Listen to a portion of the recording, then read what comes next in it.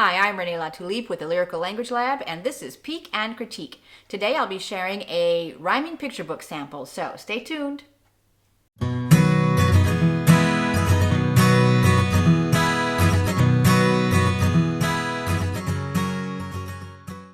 Hey, welcome back. Before I get started, if you haven't done so already, I'd appreciate it if you hit that little subscribe button right there so you're sure not to miss a single video.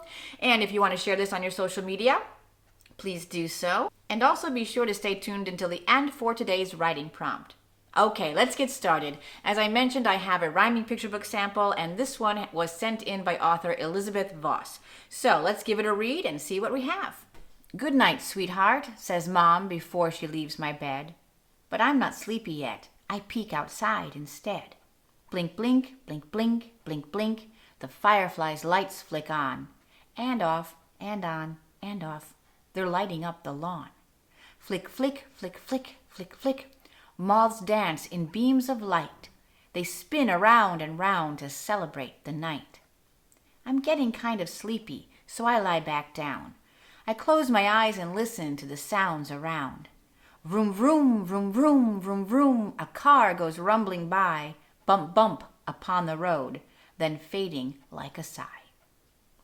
All right, so here we clearly have a bedtime book about the sights and sounds of nighttime and what happens just before this not sleepy child is going to bed. So the first thing that comes to my attention is the format of this. Visually, it's the first thing that caught my eye, and that is that we have 2 lines, and then we've got 2 stanzas of 3 lines, then 2 lines, and then a stanza of 3 lines. If this is consistent all the way through, it can work, but it has to be consistent all the way through. So that means the entire manuscript, and I don't know if it is or not, the entire manuscript has to follow this pattern of 1 stanza of 2 lines, and then 3, and then 3, and then 2, and then 3, and then 3, and then 2, and so on throughout the whole thing. So my first question to the author is the entire manuscript consistent like that? And if it's not, then I would make it so. Or change it in some way so that you do have some consistency of format, because it'll be important as you go along.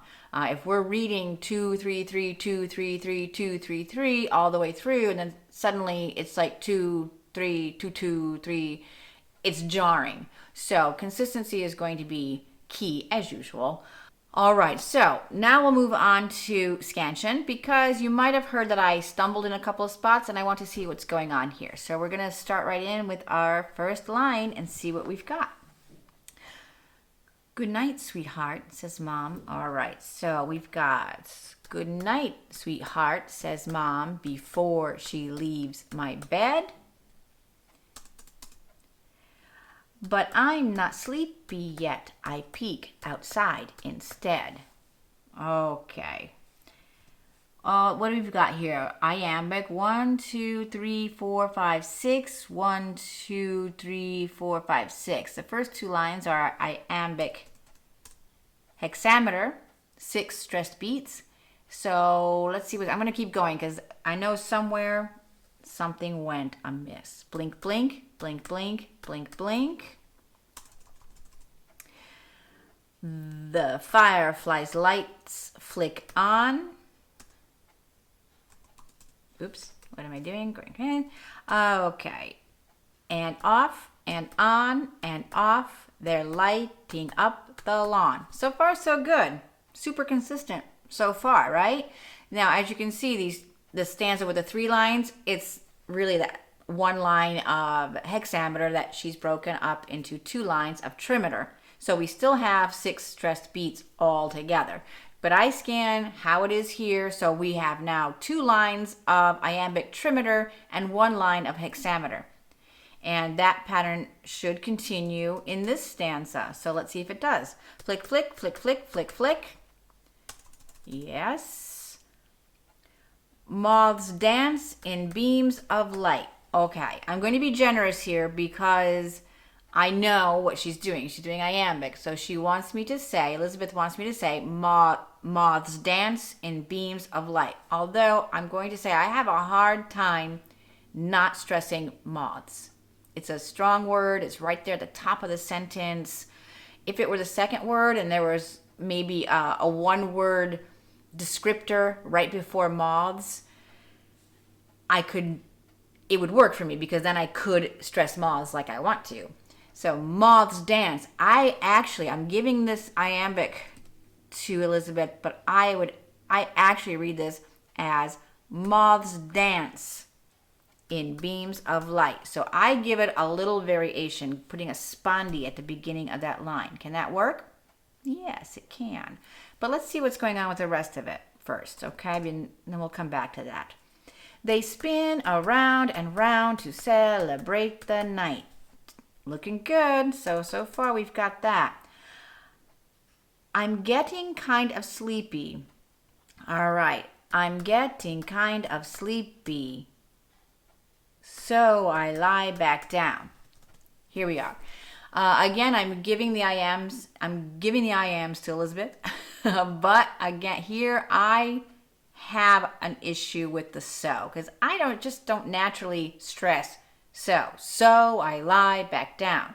I'd say so I lie, again with the spondy, so I lie back down. It's kind of all stressed for me. I'm getting kind of sleepy. Even here, I'm getting kind of sleepy. I kind of want to do the I'm, but that one's okay. That's not a bad variation. It works all right because I'm coming right off that really consistent. They spin around and round to celebrate the night. I'm getting kind of sleepy, so I lie back down. That's where it gets me. So I just don't stress it. I almost would just prefer a caesura there, like just get rid of it entirely, by maybe just putting in an M dash. I'm getting kind of sleepy. I lie back down. That's a huge variation, but it could work. It could work, considering that everything up to this point has been super consistent. They spin around and round to celebrate the night. I'm getting kind of sleepy. I lie back down. I could work with that. I close my eyes and listen to the sounds around. And here's another variation. I close my eyes and listen to the sounds around. I really just can't stress to. It's just not natural in a sentence because we wouldn't do that when we're speaking. I close my eyes and listen to the sounds around. It's not coming to me. I just want to gloss over that, almost anapistically. I close my eyes and listen to the sounds around, and then I pick back up that I am.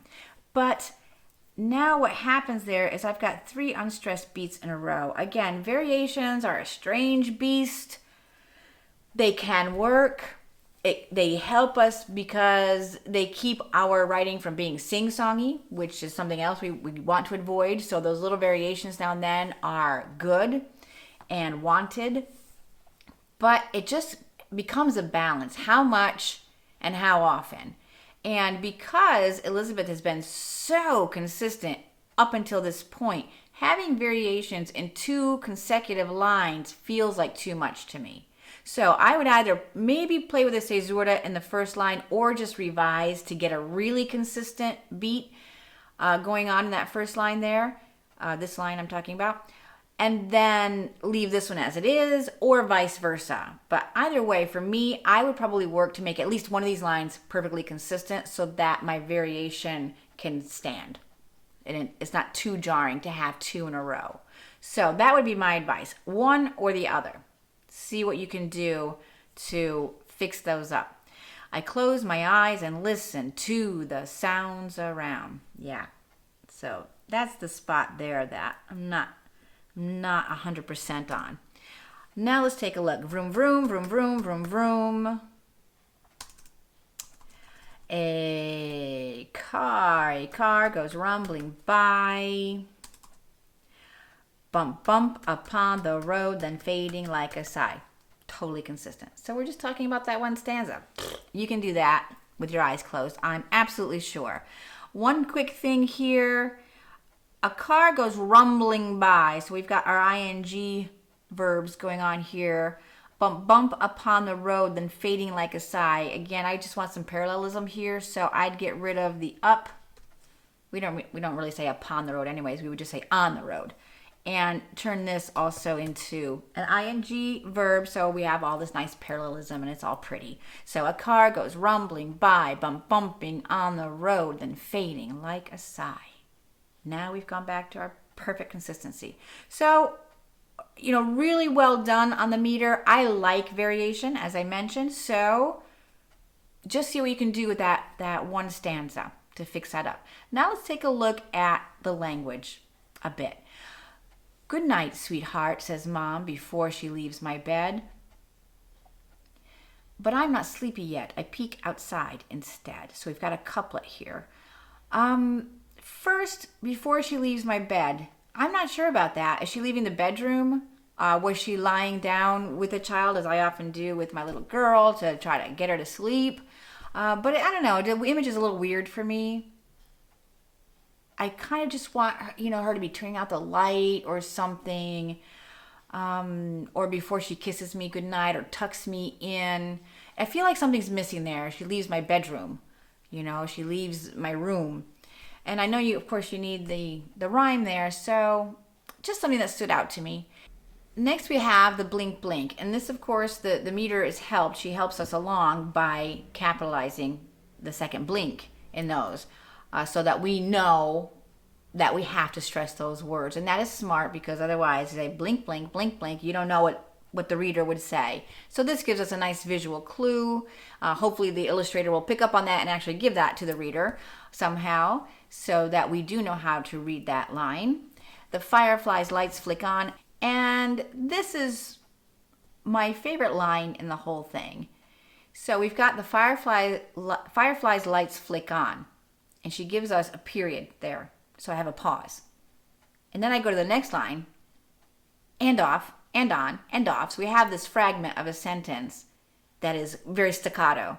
And I love it because I picture this kid looking out the window and he's like, ooh, firefly's lights are on. Oh, and off. Oh, and on. Oh, and off. And, he just keeps going on, following this firefly around the lawn. I think it's just full of charm. Really, really charming. So I like that line a lot. They're lighting up the lawn.